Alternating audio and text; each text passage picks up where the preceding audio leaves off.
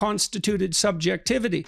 If my attention wanders, that means you're not delivering. And so if you're wandering around and everyone's attention is wandering away from you, you're not delivering. And conscience, because we're so social, we're social creatures to the final degree, conscience tells you when you deviate from the ideal. Yeah. And that ideal is what people worship. By attending to that manifestation of the ideal in you, they worship it. And so that's there. It's there in the demands that we can't help but make of each other and of ourselves. There's no escape from that. And so I do think it's a perfectly good question. What would happen?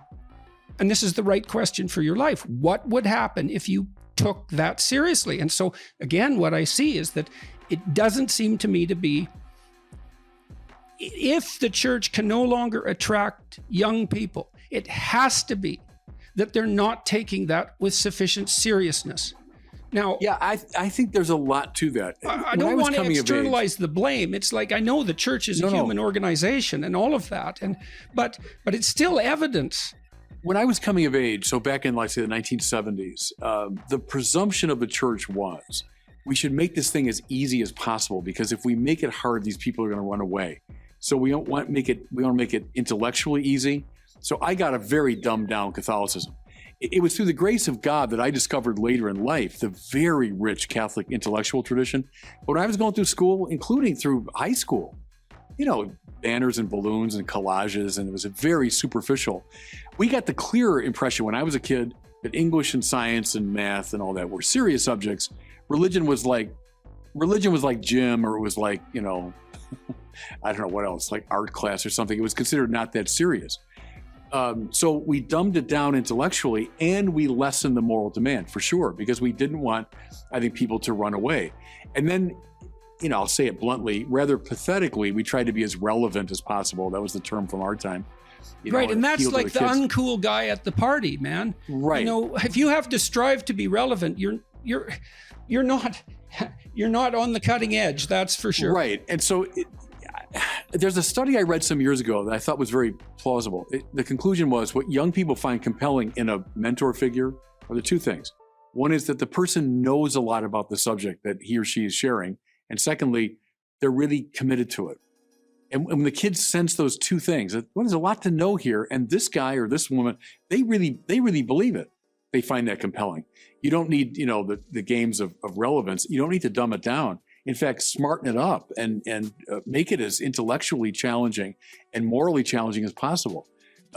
We dropped a lot of practices that were much more common years ago, to kind of draw young people into the challenge of it. So that is a problem, absolutely. Well, one of the things that I've been so delighted by is my observation that there's a tremendous hunger for serious conversation. Yeah. Public hunger for it. And when I have engaged in my lectures, I'm always extending myself to my limits of thought. Like, that's what the lecture is. It's an attempt to go past what I think. And there's absolutely no doubt that everyone in the audience is on board with that. I mean, it was the case when I debated Sam Harris, for example, that discussion, which, was as technically complex as Sam and I could make it. And, and that might not be as philosophically complex as the absolute ideal, but it wasn't dumbed down by any stretch of the imagination. And there's no reason that if you spoon feed that material, yep, it catches no one. And I can tell you this: those new atheists, so Sam and Hitchens and Dawkins, those guys, they were good evangelizers. I mean, for their position, I deal with young people all the time. Yeah, and they didn't dumb it down either. They didn't dumb it down. They had the two things I talked about. They were intelligent and they were passionately committed to it. But every day on the internet, when I go into these com boxes, I hear the phraseologies from Hitchens and Dawkins and Sam Harris. A lot of young people read them. They didn't hug them into atheism. They argued them into atheism. So I've been telling our people, we got to stop trying to hug people back into the faith. We have to argue them back into the faith. We have to make it compelling and morally challenging. I've been walking with this friend of mine and talking with him. And, he said something quite interesting. He was raised in a communist country and was an atheist after that. He said his family observed Christmas, and he criticized them for that because it was logically incoherent. And then he realized that all that would happen if they abandoned Christmas was that they wouldn't have Christmas anymore. It wasn't like he had something to replace it with. Right. And so it's magical. You might even call it naive if you're of the sort of mind that would call that naive. But do you want to have it or not? And if the answer is, well, I'll replace it with another weekend, then that's really not helpful. And the problem with the atheists is that they don't have, the best they can offer is something like a materialistic utopia. And I've got nothing against that. Like, I've been talking to people like Bjorn Lomborg and who lay out this vision of an increasingly wealthy world where absolute poverty is a thing of the past, and where people can take the levels of health that are more or less taken for granted in the West for granted everywhere in the world through a process of incremental economic improvement. And, you know, more power to that, I think. Yeah. But I also know that isn't a sufficient story. And there's a kind of despair that goes along with material security, because the adventure is drained out of it. And Dostoevsky touches on this, and this is where I really learned this when I first encountered this idea. You know, Dostoevsky in Notes from Underground says, look, this is something you have to understand.